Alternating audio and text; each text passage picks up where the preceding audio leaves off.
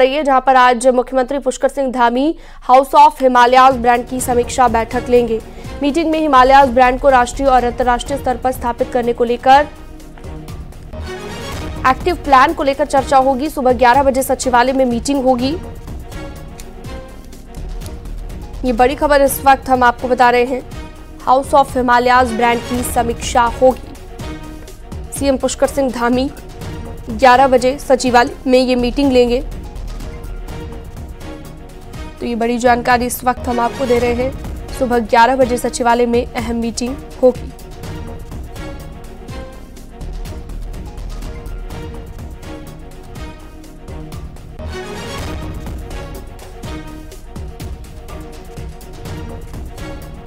तो 11 बजे सचिवालय में ये मीटिंग होनी है। बड़ी जानकारी इस वक्त हम आपको दे रहे हैं।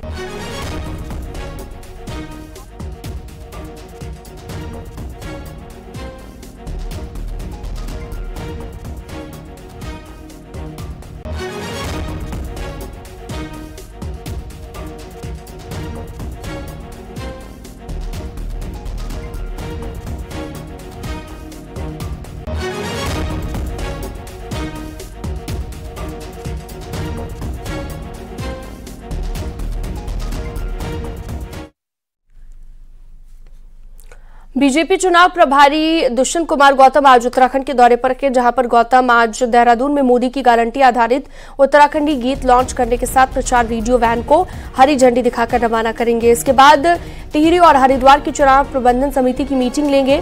साथ ही विधानसभा प्रभारी संयोजकों और विस्तारकों के साथ मीटिंग करेंगे, जबकि 3 बजे लोकसभा के जिलाध्यक्ष, विधानसभा प्रभारी, संयोजक और विस्तारकों के साथ बैठक करेंगे। वहीं 4 बजे संकल्प पत्र अभियान के तहत संवाद कार्यक्रम में भी शिरकत करेंगे।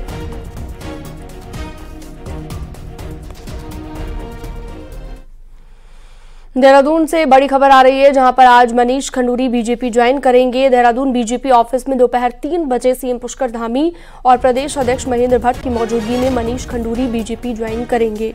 भुवन चंद्र खंडूरी के बेटे हैं मनीष खंडूरी और साल 2019 में कांग्रेस के टिकट पर चुनाव भी लड़ चुके हैं।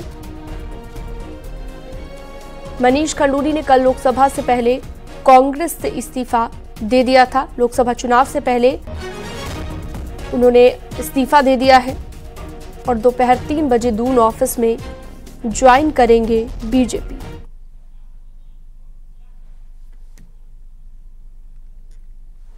तो आज मनीष खंडूरी भारतीय जनता पार्टी ज्वाइन करेंगे।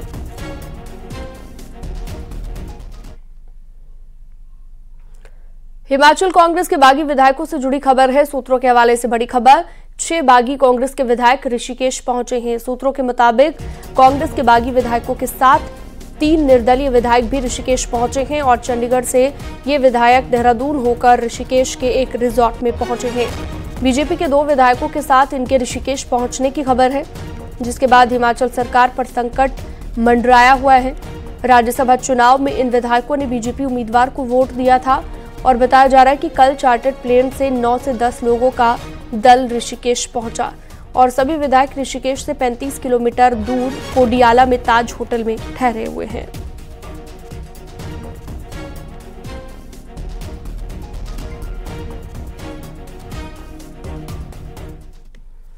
देहरादून से अगली बड़ी खबर आ रही है, जहां पर आज कांग्रेस प्रदेश अध्यक्ष करण माहरा प्रेस कॉन्फ्रेंस करेंगे।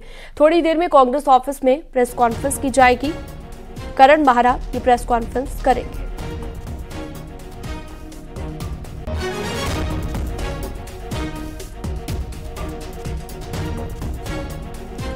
खबर पर ज्यादा जानकारी के लिए दीपांकर भट्ट हमारे साथ जुड़ गए हैं। दीपांकर, सूबे में आज सियासी हलचल बढ़ी हुई है, क्या कुछ रहने वाला है?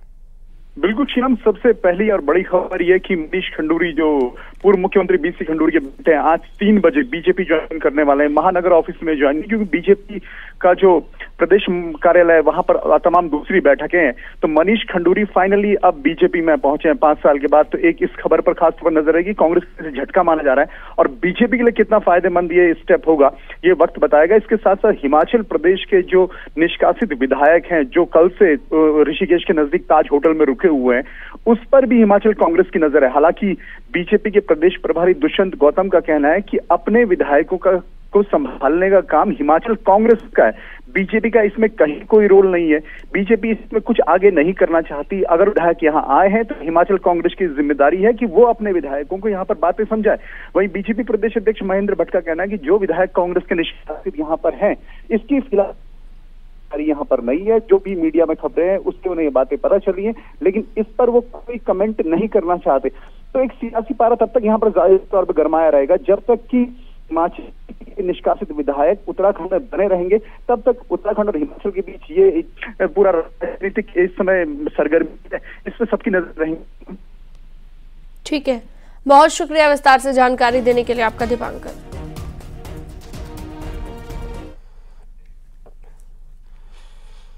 उत्तराखंड सरकार को अयोध्या में जमीन मिली है। यूपी सरकार ने 5,200 वर्ग मीटर में जमीन दी है। पहले 4,700 वर्ग मीटर जमीन आवंटित हुई थी, लेकिन अब 5,200 मीटर जमीन आवंटित की गई है। नई जमीन राम मंदिर के बिल्कुल पास है। सीएम पुष्कर सिंह धामी ने इसके लिए यूपी के सीएम योगी आदित्यनाथ का शुक्रिया अदा किया है।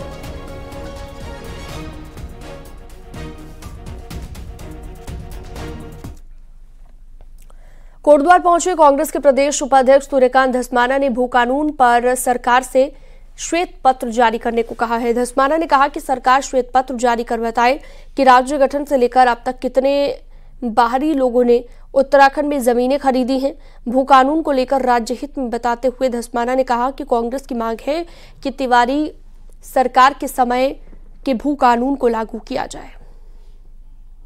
श्वेत पत्र की मांग कर रहे हैं कि आप श्वेत पत्र जारी करिए। राज्य बनने से लेकर अब तक जितनी जमीनें खरीदी गई हैं बाहर के लोगों के द्वारा, किसके कार्यकाल में कितनी जमीन खरीदी गई, इसका आप खुला।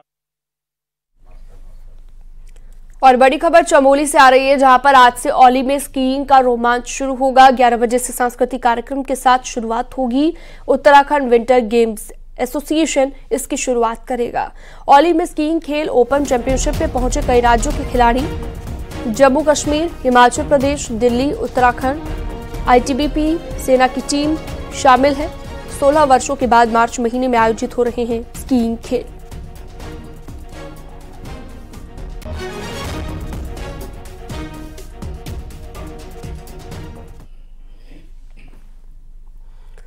चक्राता के उंदावा गांव में सड़क नहीं होने से लोगों को काफी दिक्कत हो रही है और भारी दिक्कत का सामना यहां पर लोगों को करना पड़ रहा है।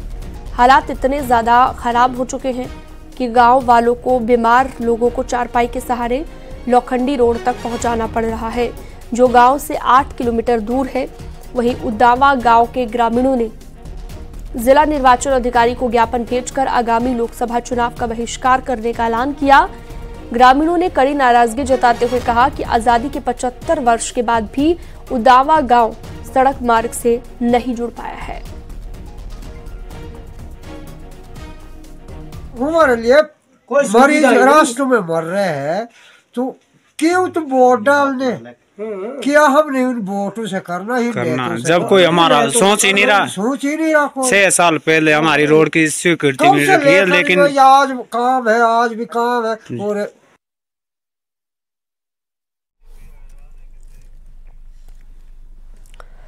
केदारनाथ धाम के कपाट खुलने की तारीख तय हो गई है। 10 मई को सुबह 7 बजे शुभ मुहूर्त में बाबा केदारनाथ के कपाट खोले जाएंगे। ओमकारेश्वर मंदिर ऊखीमठ में केदार धाम के कपाट खुलने की तारीख तय की गई है। वहीं बद्री केदार मंदिर समिति ने 4 धाम यात्रा की तैयारी शुरू कर दी है। 6 मई को भगवान केदारनाथ की डोली अपने शीतकालीन गद्दी स्थल ओमकारेश्वर मंदिर ऊखीमठ से रवाना होगी और विभिन्न पड़ावों पर भक्तों को दर्शन देते हुए 9 मई को रात्रि विश्राम के लिए केदारनाथ पहुंचेगी। फिर अगले दिन 10 मई को सुबह 7 बजे शुभ मुहूर्त में बाबा केदार के कपाट खोल दिए जाएंगे। और यहाँ से प्रस्थान 6 मई को होगा और 9 को वहां पहुंचेगी और 5 तारीख को यहाँ पर भैरव पूजा होगी पहले, और 10 तारीख को सुबह 7 बजे केदारनाथ रावल जी द्वारा करकमलों द्वारा वो कपाट खुल जाएगी। केदारनाथ धाम के कपाट खुलने की तारीख तय हो चुकी है। 2019 में लोकसभा चुनाव के फाइनल राउंड से पहले प्रधानमंत्री नरेंद्र मोदी ने गुफा में रुककर तप किया। बीजेपी को उम्मीद है कि खुद काशी से चुनाव लड़ रहे प्रधानमंत्री हमेशा की तरह एक बार फिर से बाबा केदार के दर पर जरूर आएंगे।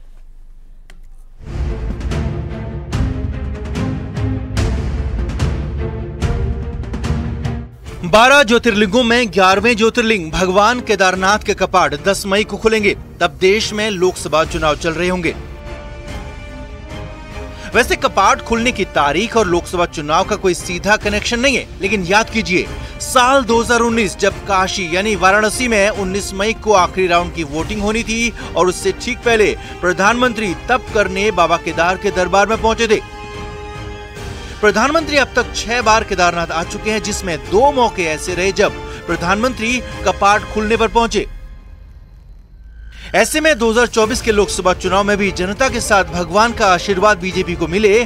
पीएम मोदी के तीसरी बार कपाट खुलने पर आने की उम्मीद है।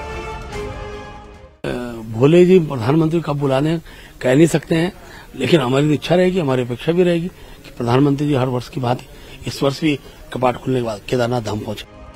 उत्तराखंड में केदारनाथ, बद्रीनाथ तो प्रधानमंत्री कई बार आ चुके हैं, तो पिछले साल अल्मोड़ा के जागेश्वर और पिथौरागढ़ के आदि कैलाश पहुंचकर पीएम मोदी ने शिव पूजन किया।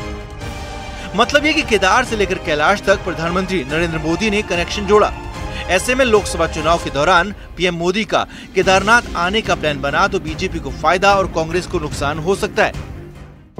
पिछली बार आपको याद होगा कि 2 दिन के लिए केदारनाथ भी आए थे। हो सकता है आपकी बार भी केदारनाथ आ जाए, क्योंकि उनका सारा ध्यान केवल लोगों की धार्मिक भावनाओं का दोहन करके सत्ता प्राप्त करना है। लोगों के हित में कोई काम नहीं करना है। शिवरात्रि के दिन बाबा केदार के कपाट खुलने की तारीख तय हुई तो शिव भक्त प्रधानमंत्री मोदी के केदारनाथ आने की चर्चा भी शुरू हो गई है कि क्या इस बार भी काशी में चुनाव से पहले एक बार पीएम मोदी जीत का आशीर्वाद लेने बाबा केदार के दरबार पहुंचेंगे। देहरादून से न्यूज़ 18 के लिए दीपांकर भट्ट की रिपोर्ट।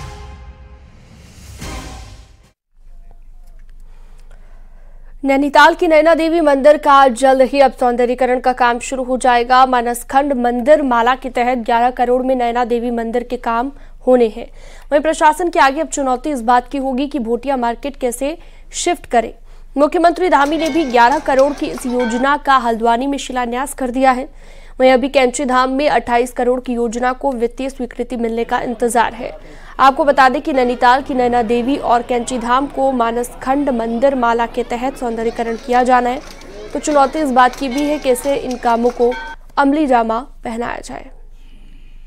सभी स्टेक होल्डर्स के साथ जो एजेंसी है उन्होंने इसके संबंध में पूर्व में बैठक भी करी है और जो सुझाव सभी स्टेक होल्डर्स के माध्यम से आए, जिसमें श्रद्धालु भी हैं, मंदिर समिति के पदाधिकारी भी हैं, उनको यथासंभव उसके अंदर इनकॉर्पोरेट करा है और कार्य के एग्जीक्यूशन के दौरान भी इस चीज़ का ध्यान रखा जाएगा। कुमाऊं में महाशिवरात्रि से खड़ी होली की शुरुआत हो गई। दशकों की पुरानी परंपरा को जिंदा रखते हुए सतराली के 7 गांव के होलियार शिवरात्रि को बाबा बागनाथ के मंदिर पहुंचकर भगवान शिव को अबीर गुलाल लगाकर होली की शुरुआत करते हैं।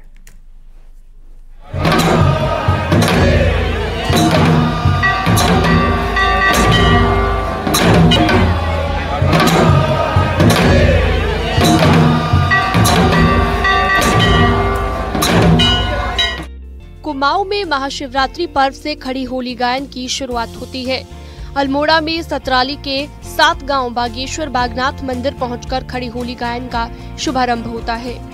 मंदिर में सबसे पहले विधिवत पूजा अर्चना होती है और ढोल दमाऊ मजीरे की धुन पर सतराली के होलियार होली गायन की शुरुआत करते हैं।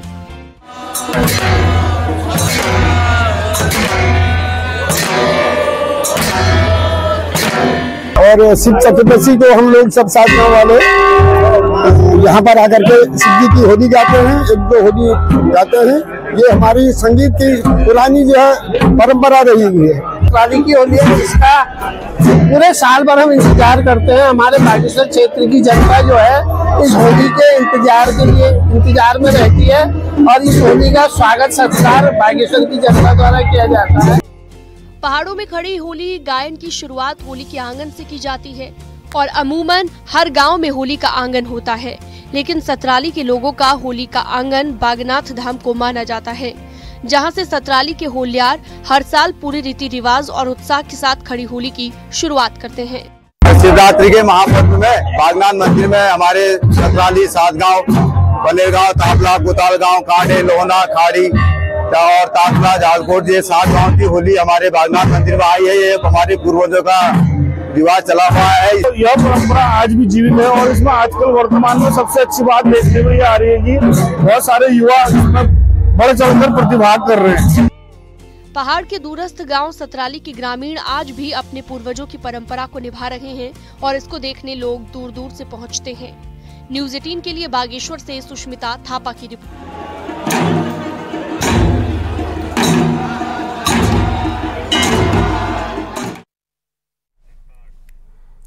और अब एक नजर पहाड़ की 10 बड़ी खबरों पर।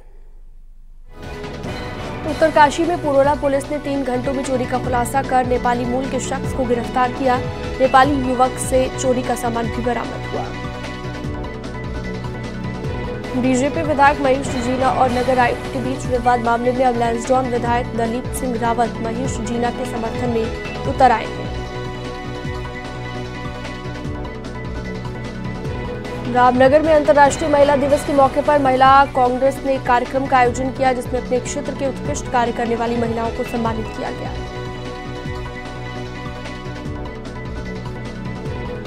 तमिलनाडु में हुई राष्ट्रीय टेनिस बॉल क्रिकेट प्रतियोगिता में उत्तराखंड की टीम ने तीसरा नंबर हासिल किया। जीतकर लौटे खिलाड़ियों का हरिद्वार में स्वागत। हरिद्वार जिला कारागार में अंतर्राष्ट्रीय महिला दिवस के मौके पर खेलकूद प्रतियोगिता का आयोजन, सांस्कृतिक कार्यक्रमों का भी आयोजन। उत्तरकाशी में महाशिवरात्रि के पावन पर्व पर शिव बारात में गंगा घाटी और यमुना घाटी की संस्कृति की झलक देखने को मिली है।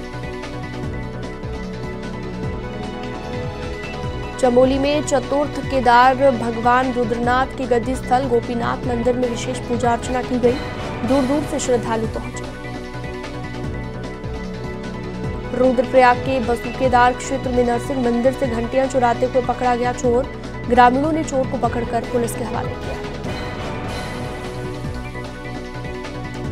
कोटद्वार के एकेश्वर ब्लॉक के 12 से अधिक गांव के लोगों ने लोकसभा चुनाव के बहिष्कार का फैसला किया। सड़कों के डामरीकरण न होने के चलते हैं परेशान। लोकसभा चुनाव को लेकर विकासनगर क्षेत्र से लगी दोनों अंतर्राज्यीय सीमाओं की बढ़ाई गई सुरक्षा। 24 घंटे चला रखे वाहन चेकिंग अभियान।